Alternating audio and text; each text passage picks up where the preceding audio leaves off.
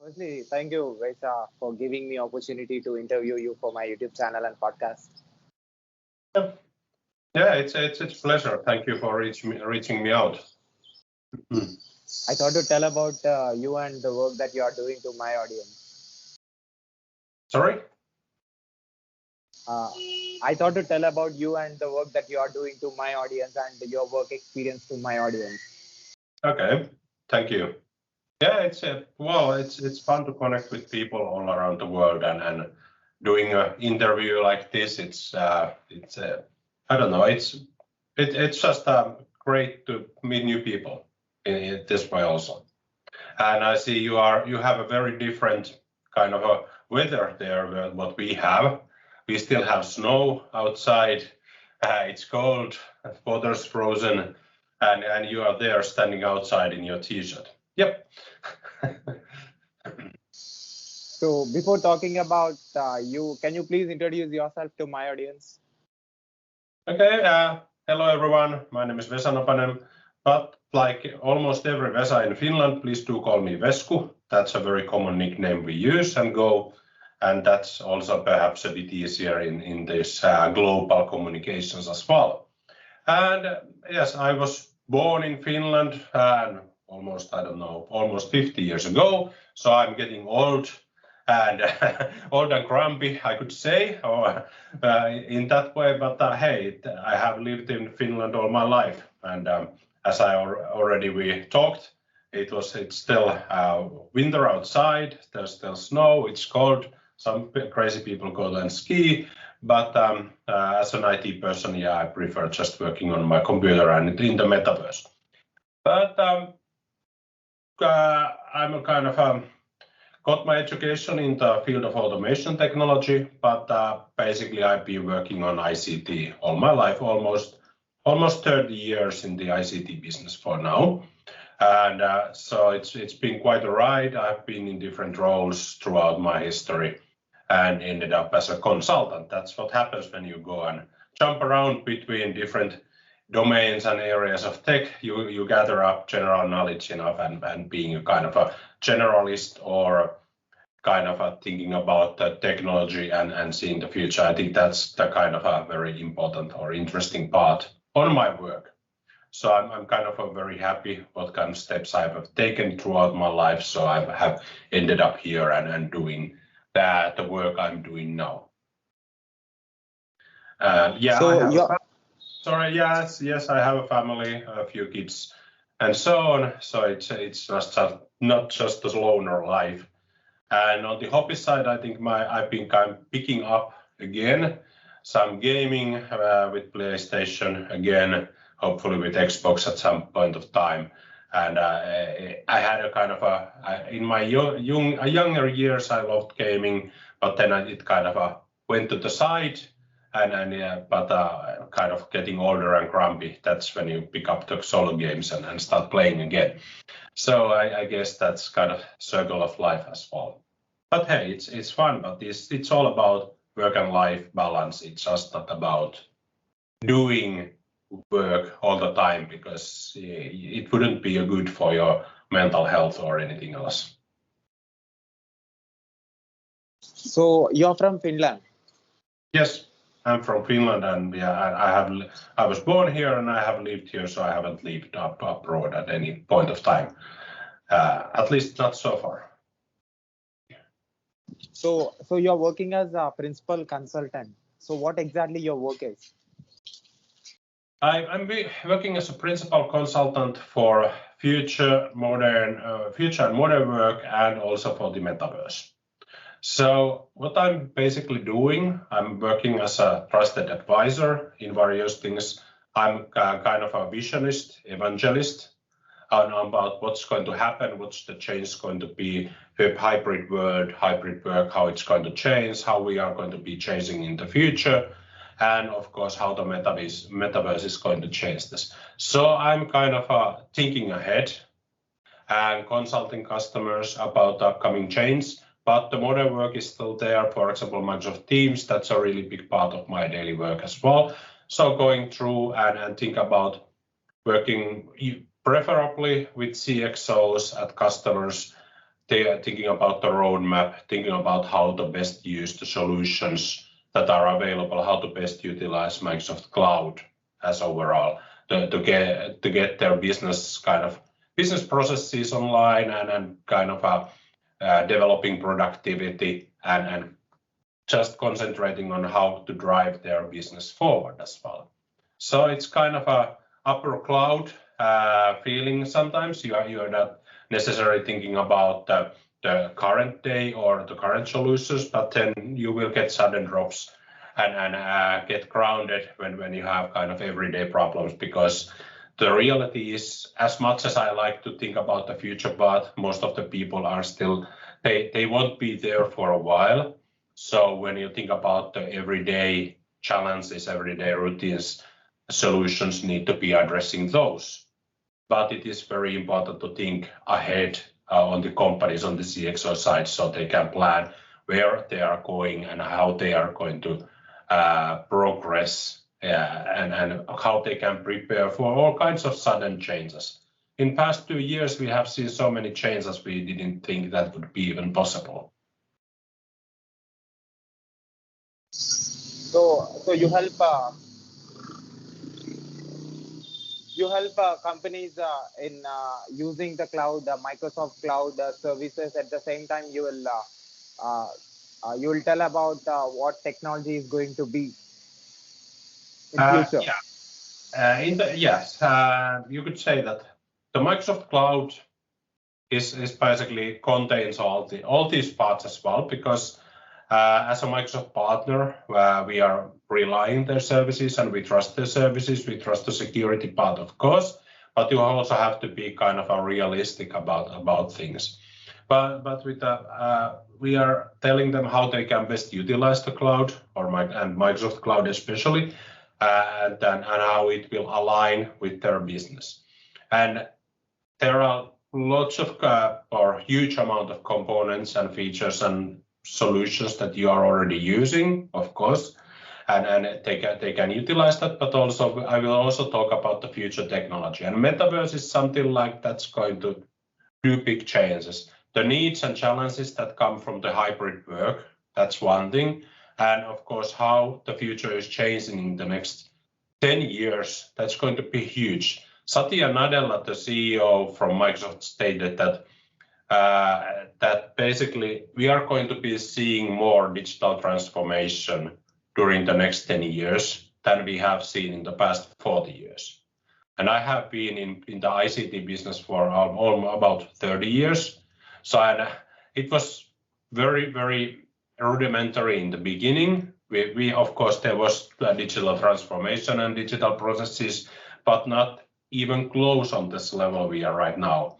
If you think about or try to imagine what was the life 30 years ago, what was the technology back then, what we are doing now is the sci-fi of that time. We would be living in a kind of science fiction fantasy there, thinking about all the resources and tools we have available. And when the pace is already accelerating, everything is going faster and faster forward. And people are going to have hard time catching up as well. Technology will make things easier, but it's going to provide also challenges. And when the pace is accelerating, we are going to be seeing huge changes during the next 10 years.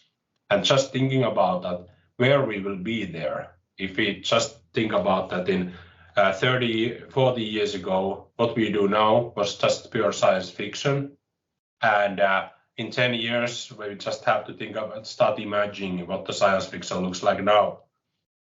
And that's kind of mind-blowing, I have to say. It's something, it's not easy to, or I don't want to just believe it. I want to see how things are going and how they will reflect to the reality. But the thing is that just thinking about the awesome things that we are going to see, it's huge. And yeah, I'm a sci-fi fan, so that's one of the things why it resonates with me. I loved cyberpunk, I loved Star Trek, I loved everything about sci-fi and the sci-fi and future genre. So that's why it's really amazing to kind of be in this world at the moment, seeing, for example, the metaverse and the cyberspace, whatever it was 30 years ago, as a fantasy, basically pure fantasy. And we are starting to take steps there. We have persistent worlds where we can join this meetings in augmented reality, for example. It's still on the high-end side. It's not for everyone, but during the next 10 years, that's the big change, because we are seeing this becoming more routine, becoming more everyday. It will have business opportunities, and businesses need to be in the metaverse, because otherwise they won't exist in the future. I don't know how you feel about the companies in the web these days. If a company doesn't have a website or a Facebook page, does it exist? Yeah, that's the kind of the funny thing. Of course they exist, but people don't know about them. You only have a very close inner circle who's utilizing those services. It's a very local service. But in a kind of global sense or even regional sense, if the company doesn't have web pages, they don't tell anything about themselves in the social media, they are not in the internet, people don't know about them. They don't apply to work for them. They don't see them as interesting. And that's what's going to happen in the metaverse. Because at some point of time, we are going to be seeing the same thing. If the company is not in the metaverse, does it really kind of exist? If you can't contact the customer service through metaverse, you can't talk to their bots, or you can't talk to their AI there or some other part. That's going to be the case. And at that date, it's going to be very natural. Now it seems like a sci-fi, but it's going to be there faster than we think, because the world is accelerating in this change and things are happening so far. We wouldn't even think about the situation in Ukraine a few months ago. Some people had a vision of that, but for most of us, it was just kind of taking us off guard. Something big happens, and it can happen again, like things we don't know what's going to happen, and the companies need to kind of start thinking about how they can be more agile, how they can be more flexible, how they can answer all those needs. And that's about the acceleration of change as well. Was it about my role as a principal consultant? Not necessarily that much, but that's all these things are involved. So I'm kind of taken the role of being a metaverse lead in our company and talking about the metaverse to customers and kind of starting to tell them to see what's going to happen, why this is important. This is still on the early steps. But of course, as I said, there's still the modern work part, because, hey, we need to work as well. We have more normal projects. We have, for example, how do you utilize Microsoft Teams as a platform? How do you create bots? How do you create process automation? How do you create business processes that are part of this digital transformation? So you are making things easier for users. There's so many options available in the modern work. And even if you just look at the Microsoft Cloud only, there's huge number of things available, but not everyone in every company is going to use them all, because that would be overwhelming. They need to fine tune those ones they want to use, and they need to find the services and things they need that will have benefits for people and the organization, and combine their business processes to those and start making it easy for users as well. So what I really like about my work is I don't have a similar day ever. This is changing all the time. You could say my work is chaotic. Yes, it's kind of chaotic. I'm kind of chaotic as myself. I want to multitask too easily, and I'm very interested about to drop into new things and learn about new things and see how they will fit in this big picture or big puzzle, what's going to happen in the future. So you are being the witness for the change that happened in the technology from last 30 years. Yeah, I have seen what's happening because I've been working in the ICT for almost roughly 30 years. I think it was 26 years since I got my first stable work as a software developer in a company. So I was writing code at that time with C++ and working on a project building industrial system for a paper mill, how they are processing the orders, how they are kind of connecting to the manufacturing part and so on. And it was very, very different times back then. When you think how you are writing code, how you are generating those applications, and lots of things have required a huge amount of work back then. And it's like computer power was one thing. If you made something too complex, they didn't have power to run it. And so you had to also think about optimizing and thinking about the user interface, because we didn't have all those touch screens, at least not in every device. They were very expensive. So it's been very interesting to see all this, seeing how the internet kind of took over. Everybody is connected now. Back in 90s, you had to use the dial-up modem or ADSL. So it has been a very, very different world. When I got my first computer at home, when my parents bought that was a MSX Spectra video, 86 on the 1986. So I was writing basic code, and those games that looked like very fun at that day, and when you look at something like that now, okay, this is where there has been lots of change recently. So it's fun to see how much has happened. Now we are using smartphones. You are recording this interview using your smartphone, and you are on the other side of the world. This is these video calls. They were something we saw in movies. Or did you drop out? Just when we talked about the technology. Yeah, we are connected. Okay, so you're back. Your video is still loading. Okay. So we still don't have 5G all over the world, the perfect connectivity. So there's some work to do on the infrastructure side. But I think that's a big thing. That's also very easy to forget.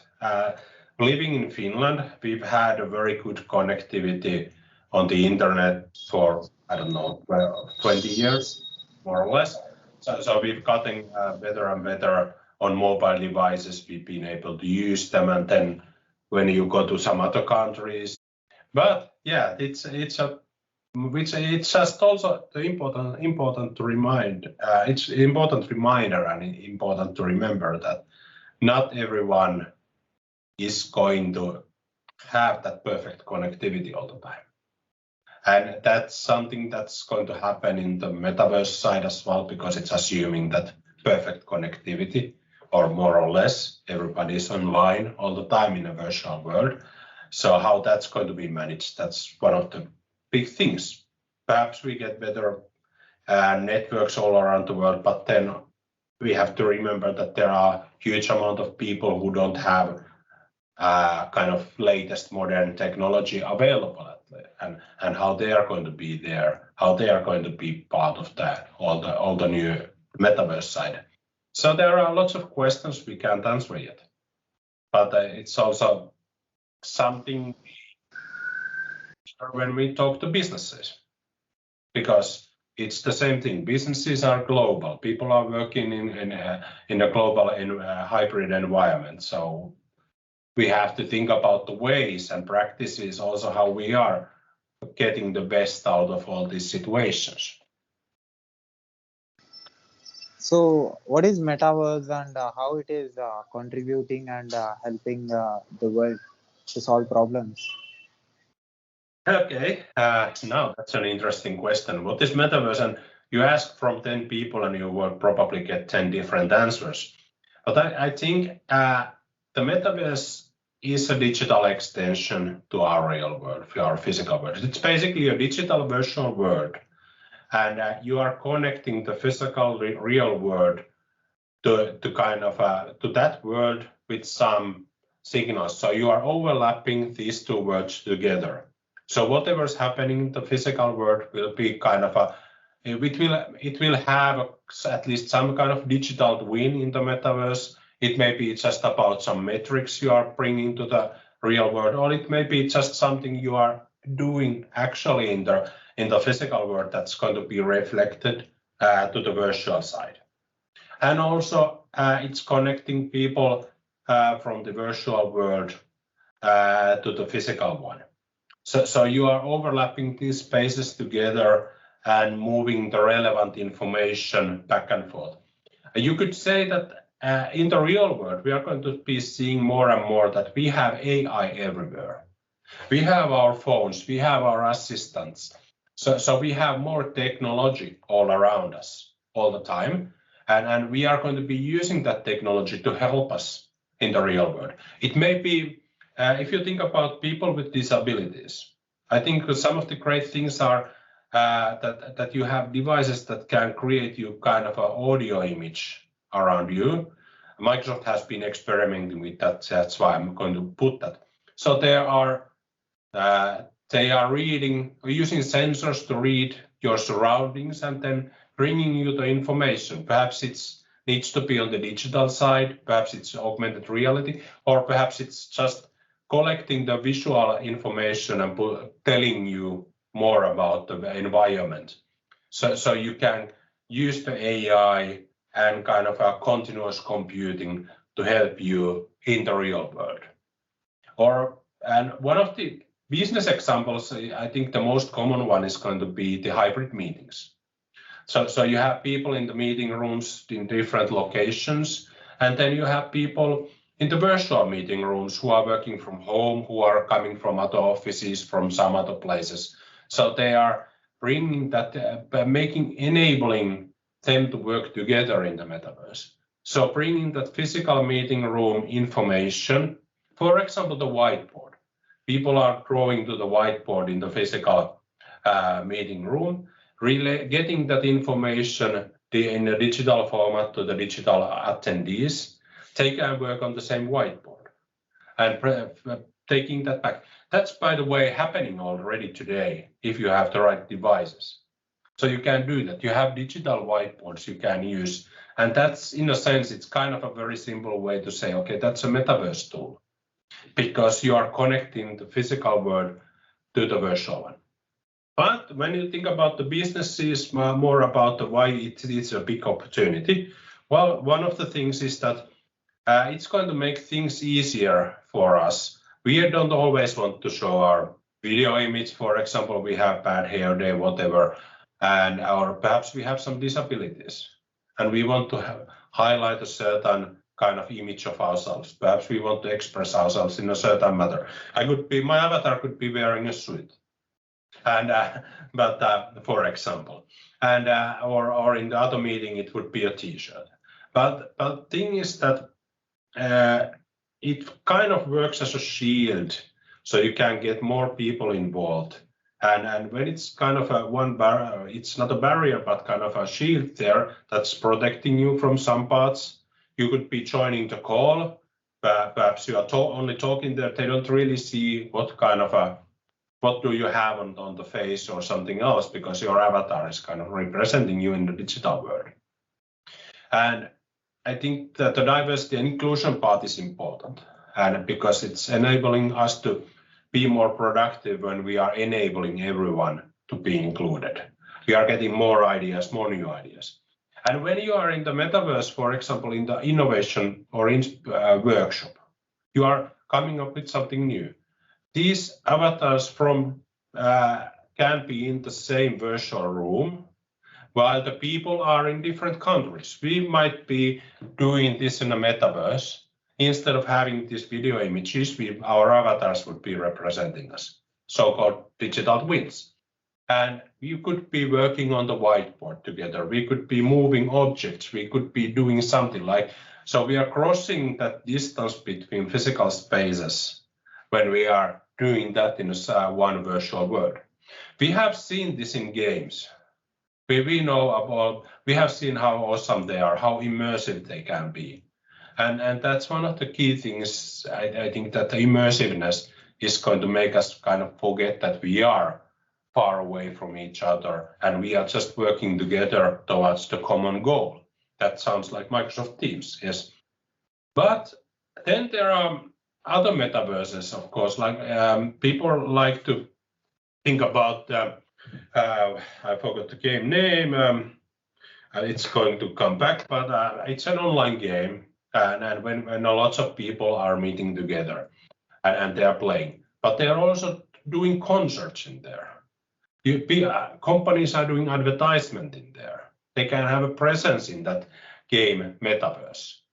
In that sense, it's not the full metaverse if you depending on the definition, but the idea is going to be the same. So when these companies are going to be in those public metaverses, they will have perhaps they will create a kind of a virtual office there. They will create a virtual office for customers. So you can go there, you can learn about the company, you can learn about the products, you can learn about the services, you may be ordering something there, or you are asking questions from the AI in there. It might be a bot or avatar, it doesn't matter. Or so just like you are now asking questions from a Facebook bot or Facebook customer service, they are going to be there and providing services. Of course, the NFTs and all that metaverse stuff is going to be there because people want to show off and own something in a virtual world as well. That's a kind of huge topic. What I'm doing in my work is, of course, I'm concentrating on the business and enterprise side, how the organizations are going to be using the metaverse, how it's going to help organizations to work better together, how they are collaborating with their partners, how they are collaborating with their customers, how they are bringing business processes there. So, for example, some of the good examples are process automations. And it's kind of fun because I started my career in process automation, but in paper mills and all that factory side. And now the circle has completed again. And I'm thinking about that these digital twins are making perfect sense and they are going to be heavily used in the process automation because you can visualize your whole factory to the metaverse and you can run simulations compared to the history and kind of see how the process flows, where are the bottlenecks. You are getting all that sensory information. The process automation has been doing that for, I don't know, 70 years. They started doing that on the 1960s, if not earlier, whenever computers were at least somehow utilizable, because they needed the information. During 80s and 90s, they ran simulations already. So they are in a very good position to start using the metaverse. And it starts with digital twins. And they are basically replicating the physical world and all the variables to the digital counterpart. So you can, for example, do the simulations, kind of do scenarios. Okay, if we do these changes, how it's going to change our business.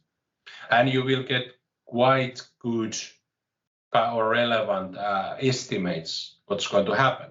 So you can do lots of those things in the metaverse before applying them to the physical world. And then something else that's very important seeing that's going to happen is the onboarding and training. Going to the location, having the in-person training is expensive and it takes time, it takes arrangements. If you can do those trainings in the metaverse and people can kind of have the immersive environment, so they are seeing what's around them, they are learning how to drive a fork truck, for example. They are learning how to use devices, how to maintain those computers, how to tune paper mill factory parts, something else. So that's a very cost efficient way to start learning and bring that part there as well. I could talk hours about the metaverse. I know that's a very passionate topic of mine. Do metaverse is going to replace the physical presence of a human being? No. That's a very short answer, because it's going to add or extend things. We are physical beings. Humans have been tuned to have physical contacts, and you can't replicate that fully. Of course, some individuals, well, they are playing game in the virtual world already a lot. Perhaps some people don't even want to see others. It's the Finnish population or something like that. But that's the thing, that we are needing both. We are needing the metaverse and hype for the flexibility. We are needing that to save costs. We are going to be needing that to drive businesses forward. But we are still needing the face-to-face meetings. We are needing that innovation as well. It's going to reduce our need to travel. It's going to reduce our need to kind of do things synchronously all the time and kind of pace our days differently. When you kind of get grips how you can start to use that technology to your advantage. Cloud services already reduce the mental and the physical effort of human beings, and also save a lot of money, and saved a lot of physical. No need to have physical infrastructure for the companies, and making things easier and faster. So, can I say metaverse is going to replace even the cloud services? It's going to replace what? Sorry. Cloud services. No. Metaverse is basically built on cloud. Cloud services are what are going to drive the metaverse. I don't think our 2D internet is going to be replaced either. You can think about it as an extension there. Some sites, maybe the Web3, whatever, probably are going to have more features like that, and it's going to kind of build on extensions and make it more multidimensional in lots of sense, not just in 3D, but on you will have different layers and ways how you connect and how you work. For some people, reading the text is more efficient. For some people, listening to the audiobook is better. For some people, checking the video is better.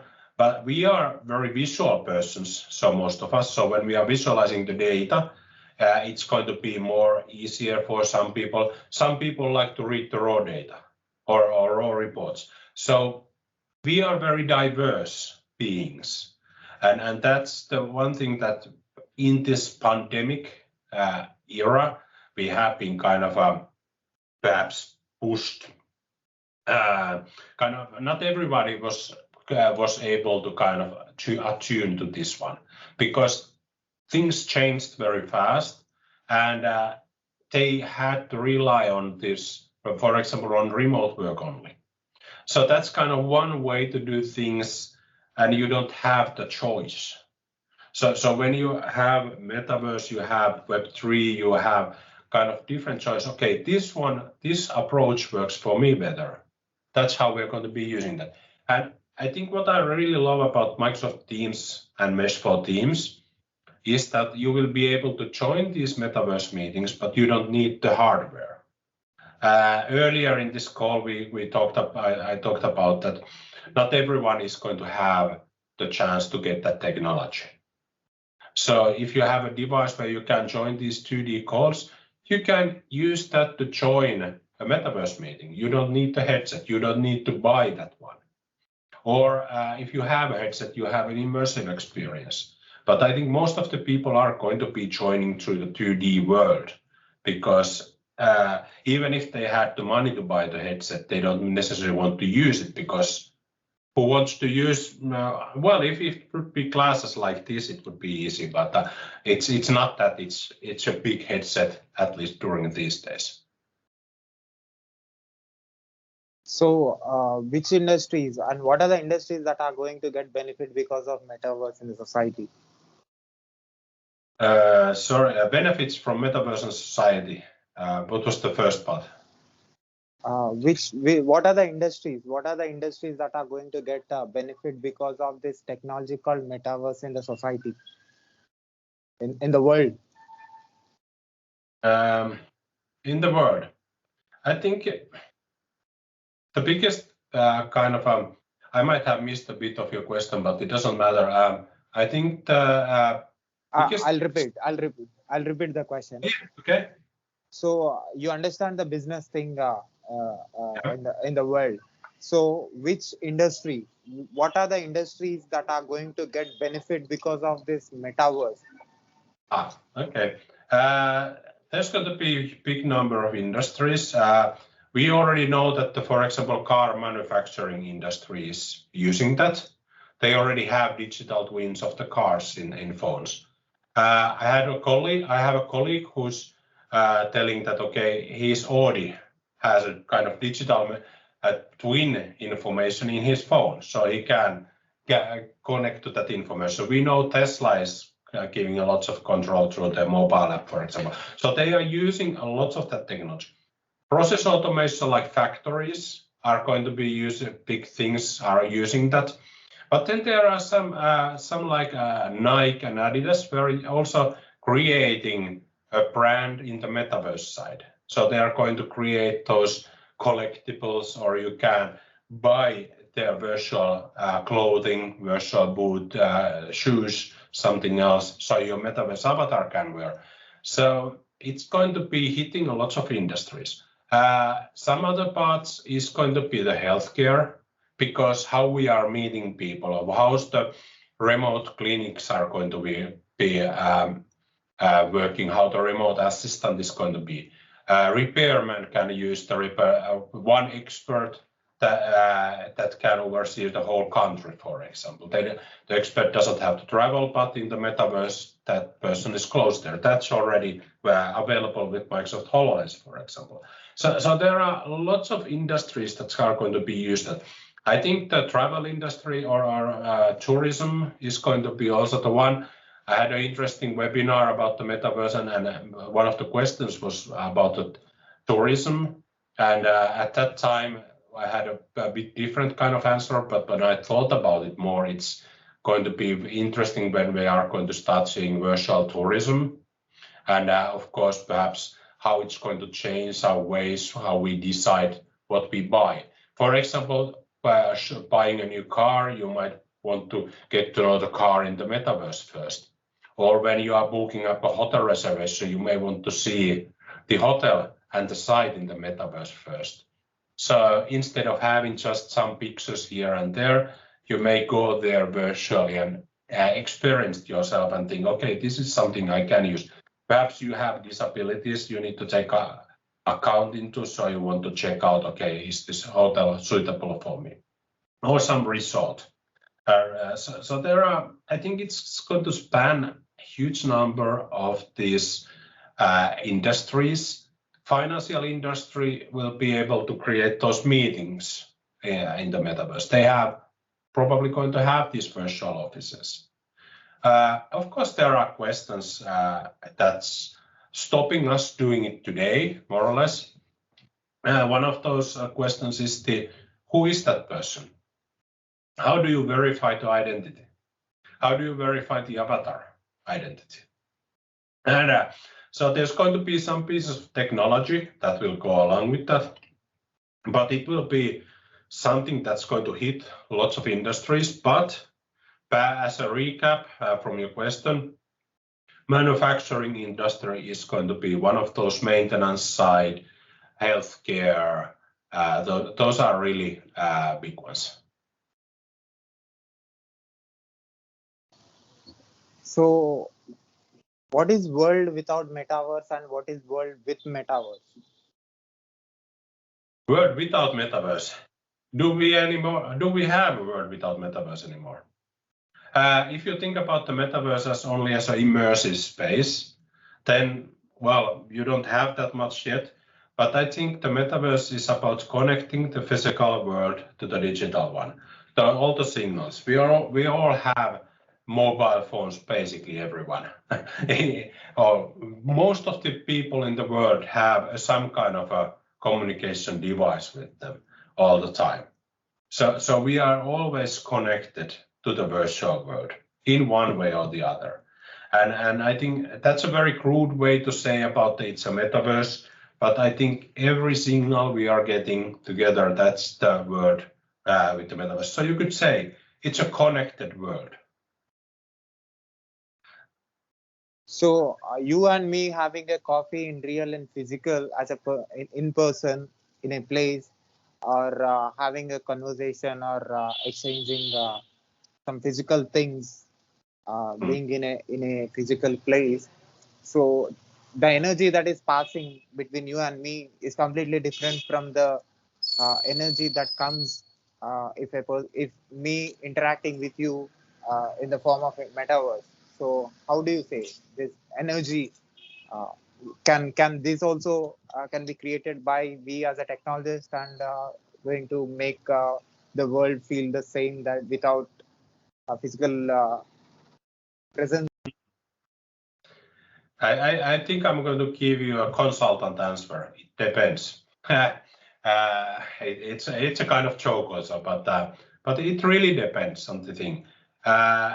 When you have the synergy in the real world, I don't think any virtual thing can go over that.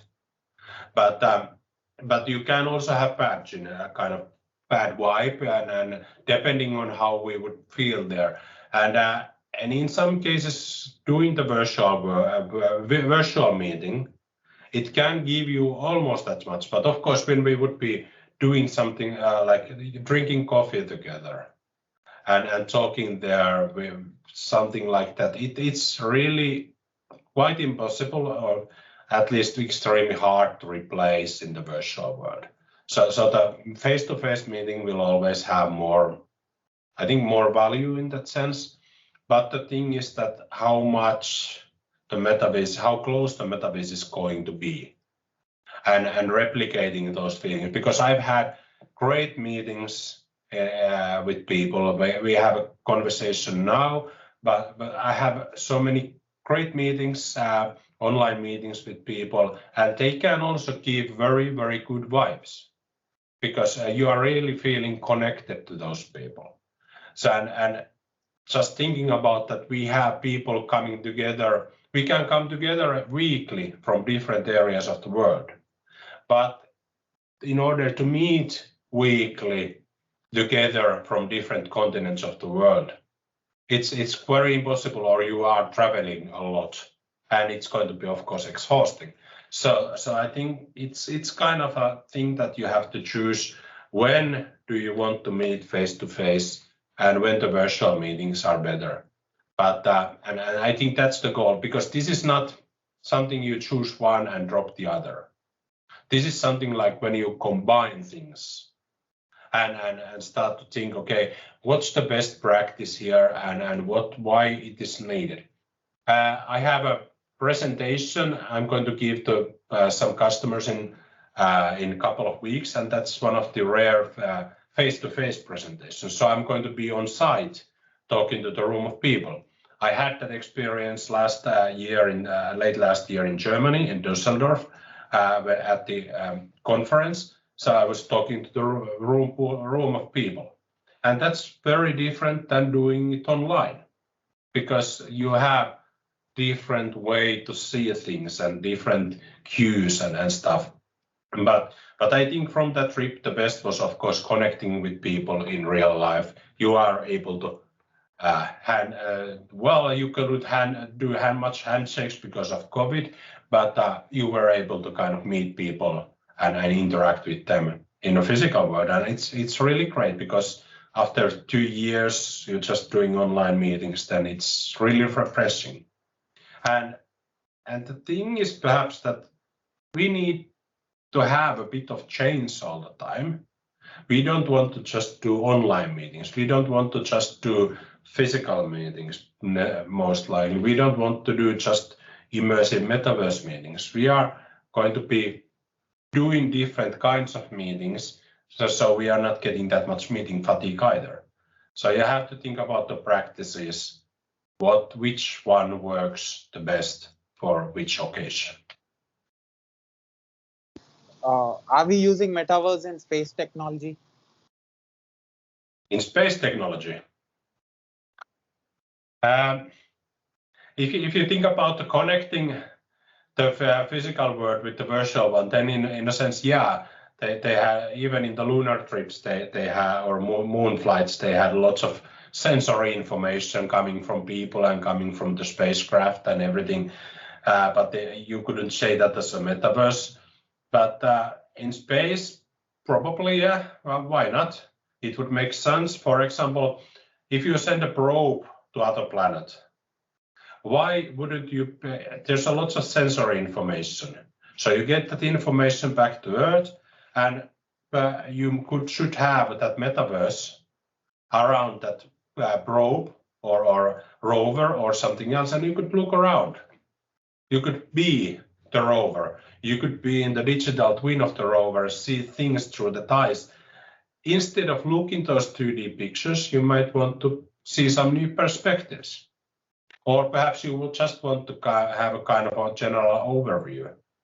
And as mentioned, that visual, because we are visual people, you might want to just bring that information there.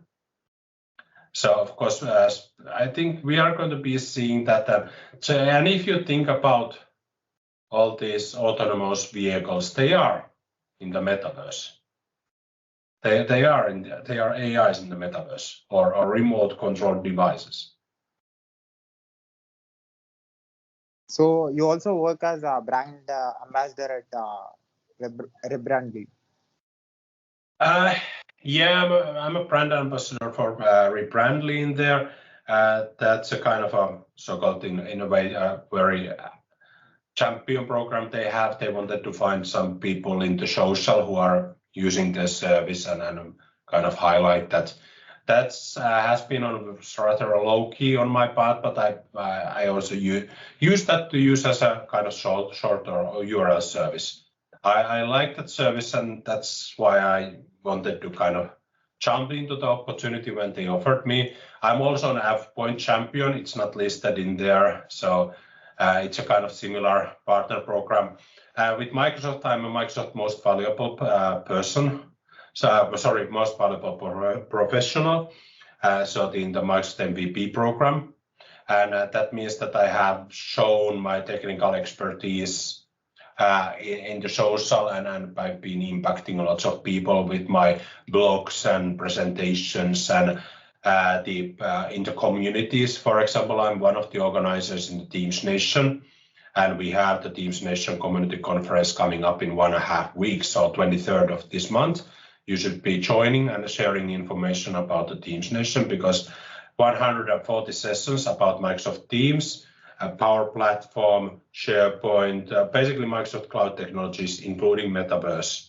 It's going to be there, 170 speakers. So it's a kind of huge 12-hour conference, and we kick off from in early morning in Europe. So APAC, India, China, or Australia, or all those parts in the Asia can kind of catch up during the middle or of the day or in the afternoon and join those sessions there. Then they go to sleep and join the after party afterwards.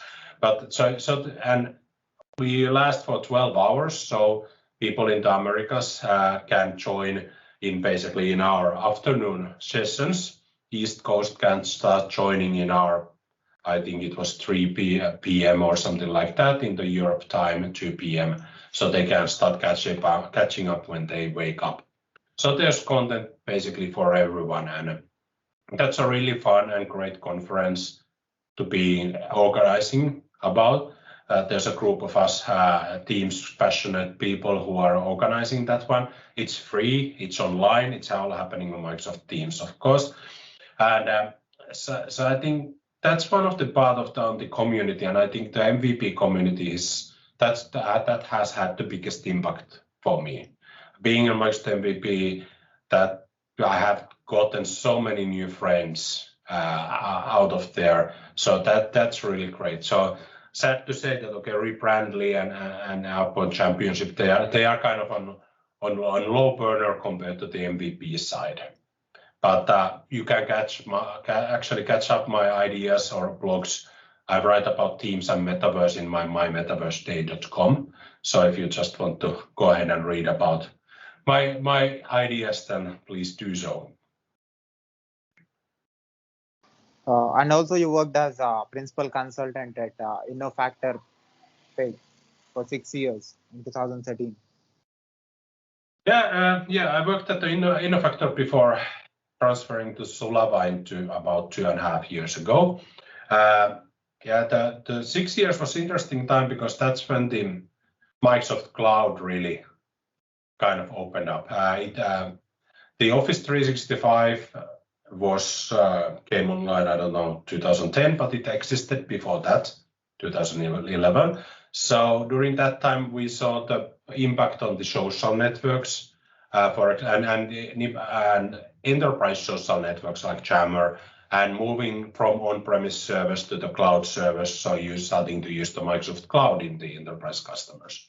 And there are lots of kind of work there. So in there, I concentrated more on the technology side and more on the documents, intranet collaboration in the organization. And when Microsoft Teams came out, and that's when I started to work with Teams and thinking about more like the ways we are working in the future, and started to switch my mind towards the future part.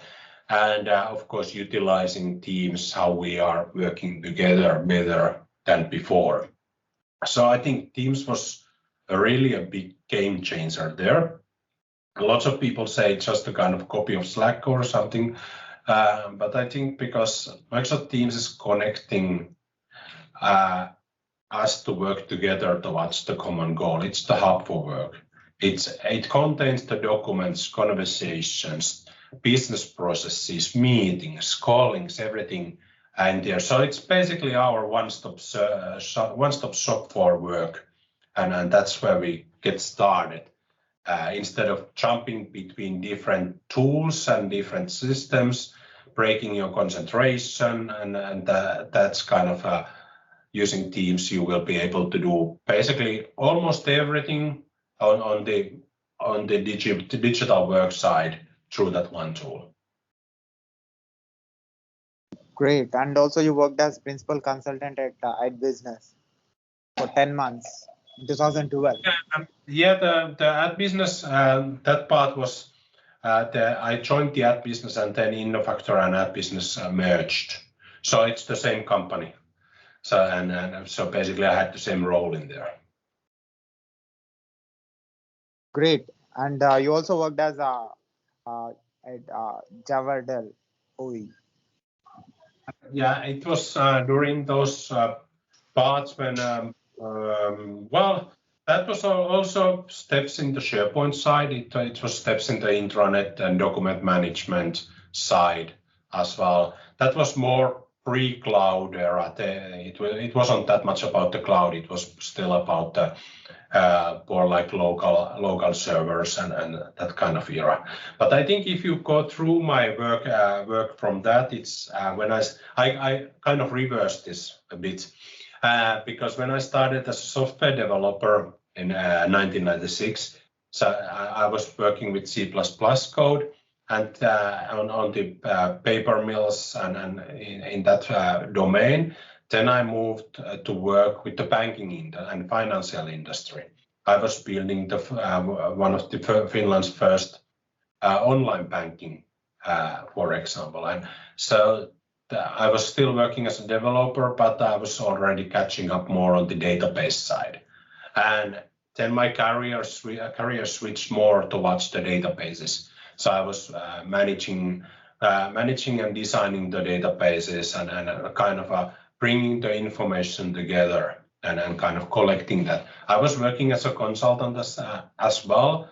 I think I did some code, but not that much. It was usually about how you are building the business processes, and I was concentrating on the data.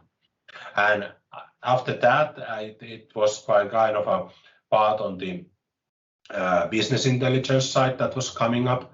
And it was still on the very early days and thinking about how do you manage larger amounts of data before I switched again to the next company, basically working on the data side and managing the databases. So the data has taken, or databases almost took me almost 10 years of my career when I was working there and kind of managing the data structures and building the processes to the database side and everything around there. So it was a very different time era and back then.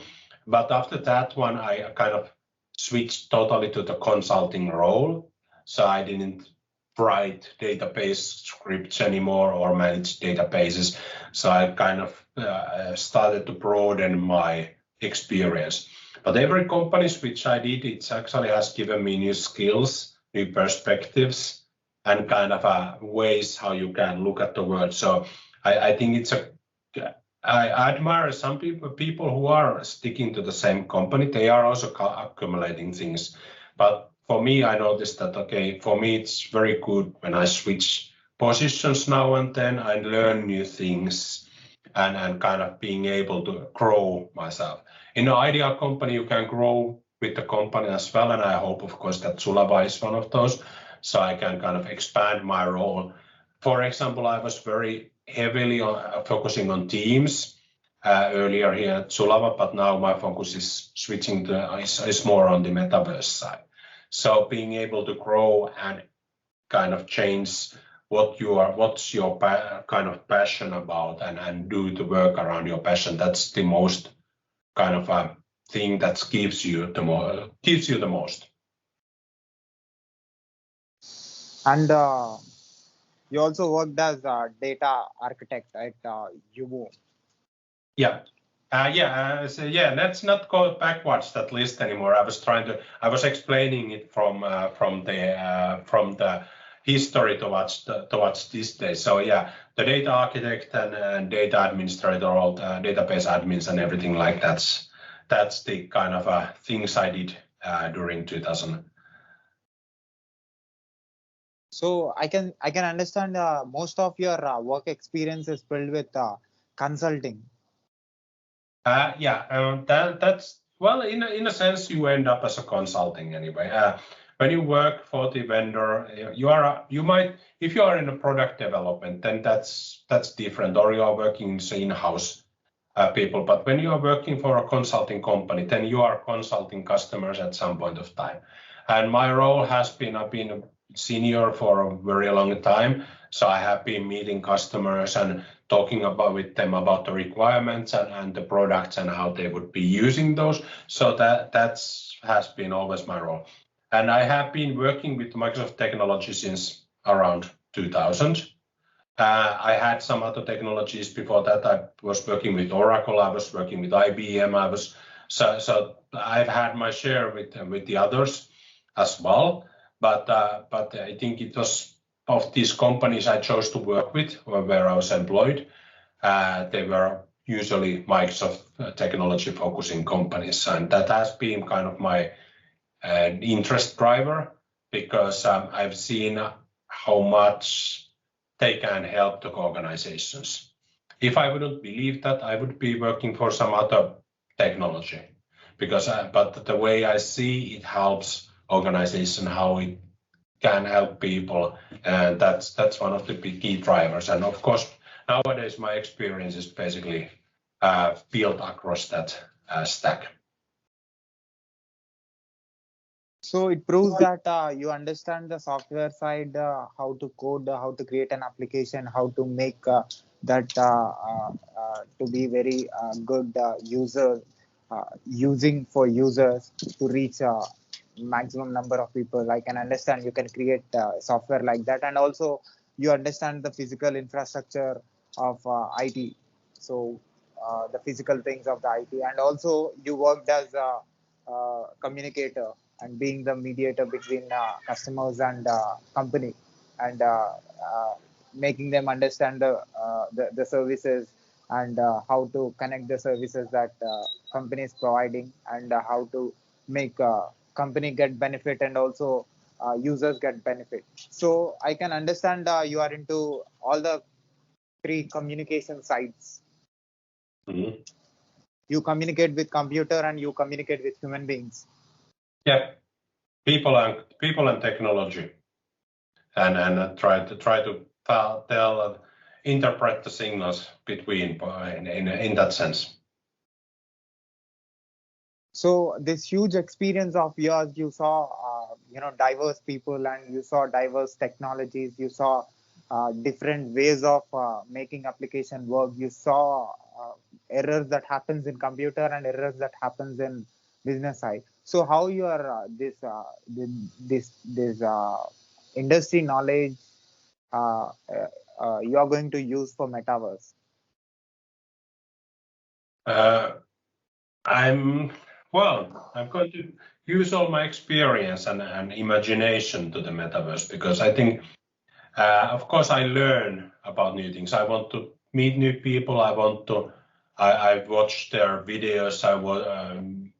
Basically, it's a continuous learning environment, and especially when you are a consultant, you need to see the new perspectives. You need to kind of speak with people. You need to have a kind of be on the vibe what's happening, but also being a bit skeptical about some things and not just kind of saying everything is great. But and that's happening on the background as well. But I think using all that to the metaverse, that's one thing. But imagination is really important, because to the metaverse and what's happening, our only limit is our imagination, because there won't be limits what we can do. Of course, there are technological limits, but I'm not talking about that. I'm talking about how you are rethinking businesses, how you are rethinking the way we collaborate, how we are rethinking the possibilities. Our imagination can root us too much to the ground. For example, I think one of the good examples is this, that if we have a meeting or kind of a team meeting, why it wouldn't happen on Moon? Because in the metaverse, we could be in the Moon, we could be in Mars, we could be in Saturn. We don't have limits there. If that's what inspires us or seeds our innovation. Or we want to do that in the top of the mountain, or in the underwater. It's just a thing that we have to break away from the traditional thinking there. But as I said a few times, it's not for everyone. For some people, or most of the people, they want to see the meeting room, because that's where they are more comfortable. So you need to have options. You need to have that diversity available for different needs. Like you said, there are more companies are going to use like shoe company Nike and other companies which are going to get into metaverse. So if you are just an human being and you are not connected with the technology, you have no connectivity with the technology. You are just outsider. You don't know what is happening in the device, any device. So what you want from metaverse? How it will be useful for you? If you don't have the connectivity, then it's a kind of issue. I mean, without you gave answers now as a technologist, as a person who is into technology. I want you to answer this as a non-technical person who knows nothing about the technology. How for your physical body and for your business or for your work that you are doing in regularly, you don't know what is happening in the devices, but you want to use metaverse. So what is the thing that helps you in metaverse in your work? Well, in my work, thinking about, I think all this is in a sense metaverse. I'm connected all the time, and I don't have 3D glasses, but or headset, but I'm still connected to everyone I work with.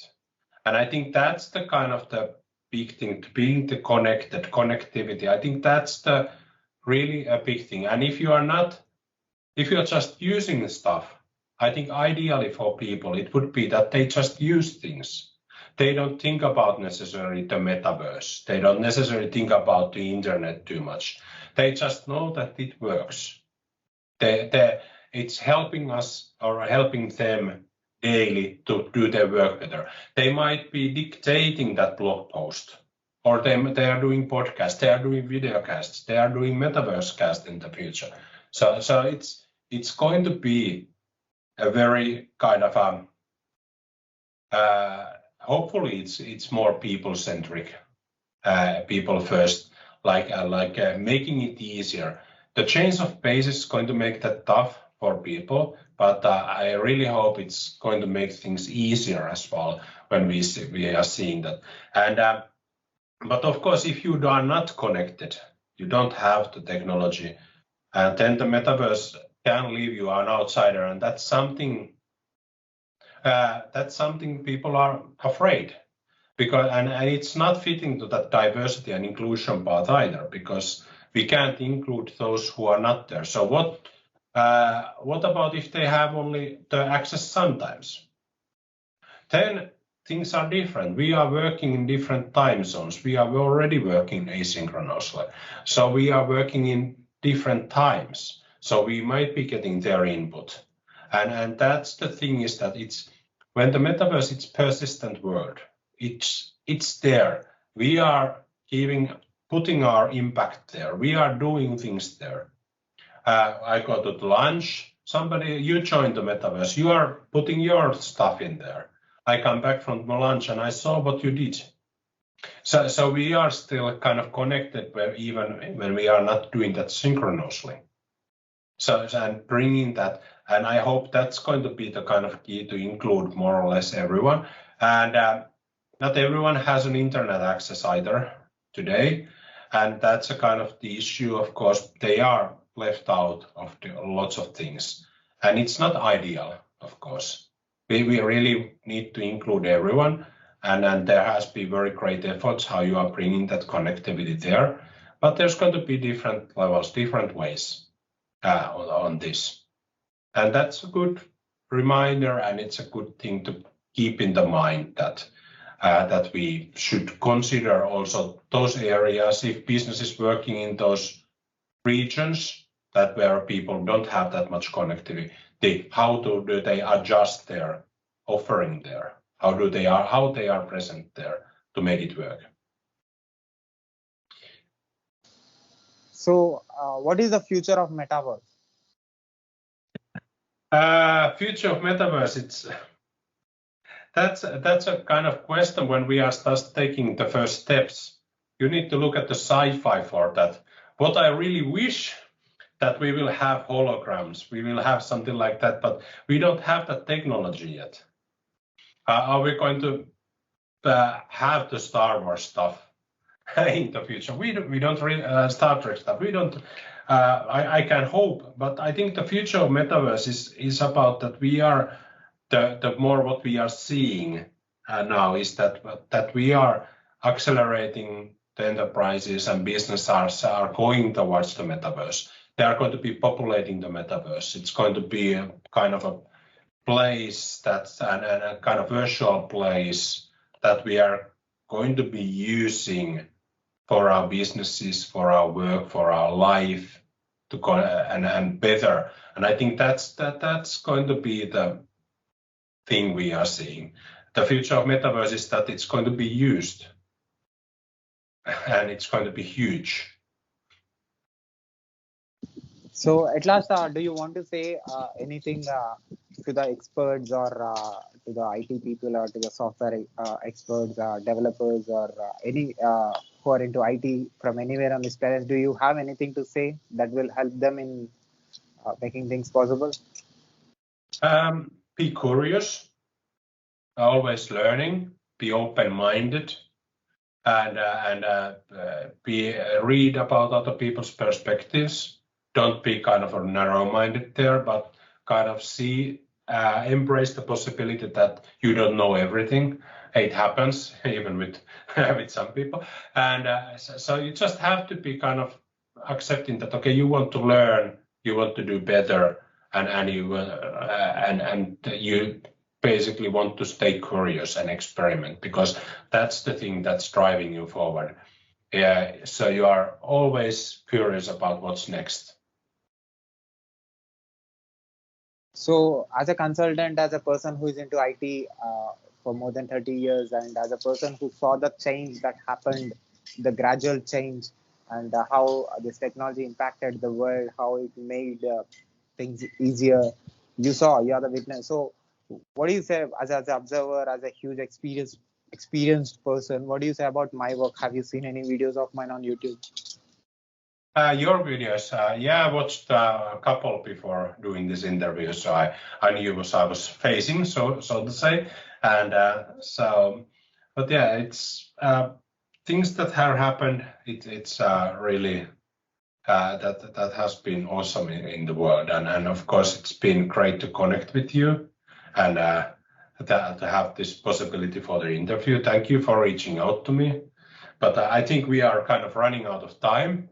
And so my world is run through schedules, sorry, and through calendar. So, but it was very, very fun and great talking to you. Thank you, sir. Thank you, sir. Can I put this video on my YouTube channel with your permission? Yeah, you can put it. And let me know. Yeah, I will let you know. Can I also put this audio and video clip on my podcast, website, internet, social media, everywhere with your permission? Yeah, go ahead. Thank you, Vesa. Keep going, keep doing what you love. Yeah, thank you. You too. Because that's important. Let's follow our passion. Thank you, sir. Thank you. Bye. Bye.